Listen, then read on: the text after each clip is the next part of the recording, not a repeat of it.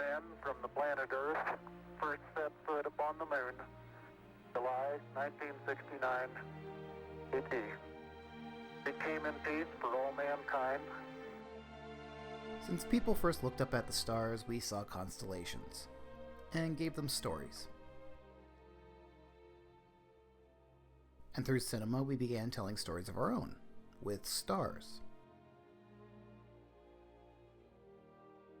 From the first human space flights of the early 1960s, what began as a race between two nations for higher ground soon captured the imagination of people around the world, especially after they came back with footage and photographs. But out of all the plants, animals, and microbes we sent to space, did they ever think to bring the fictional narrative?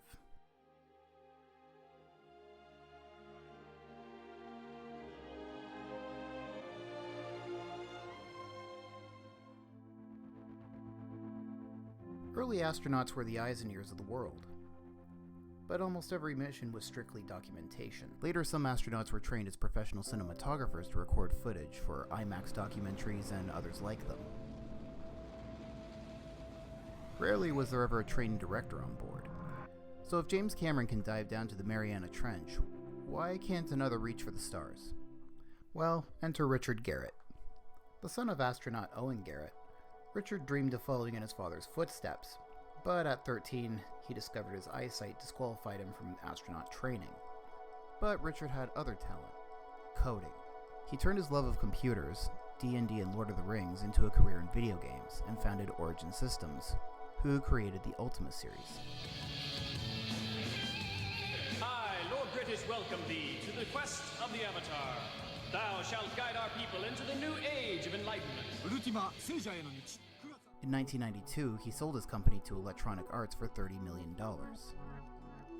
And with that wealth, the door that was once closed to him could now open.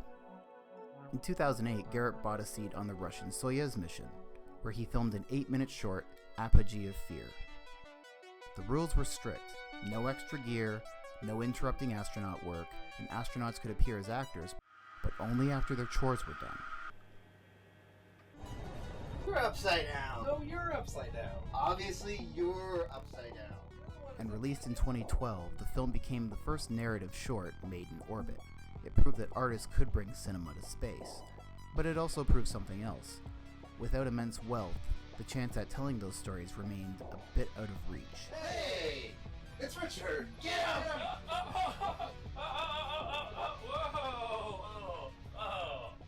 Didn't we see you leave? Flash forward to Russia. First satellite, first dog, first man, first woman, all in space. A nation built on space milestones. So, in 1984, 2 real-life cosmonauts got to star in a film called Return to Orbit, the story of a rescue mission after a meteor storm hits a space station. But these weren't professionals, as they were cosmonauts first. It would take another 30 years before Russia, motivated by bad PR from the conflict in Ukraine, and a race to beat Tom Cruise, would try again with 2023's The Challenge.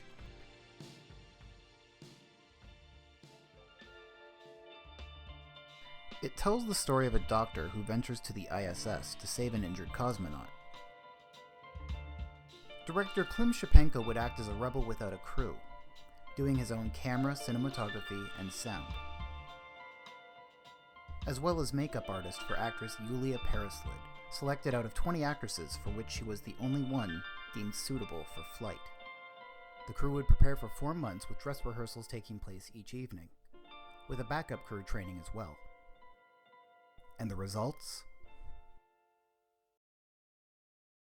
The movie would debut at number 1 at the Russian box office, after they temporarily removed the Mario Bros. Movie and Dungeons & Dragons from theaters, and faced criticism from scientists for disrupting the Russian space program and misusing public money, along with mixed reviews. Except from one filmgoer. We are the first to have shot a feature film in orbit, aboard a spacecraft. Once again, the first.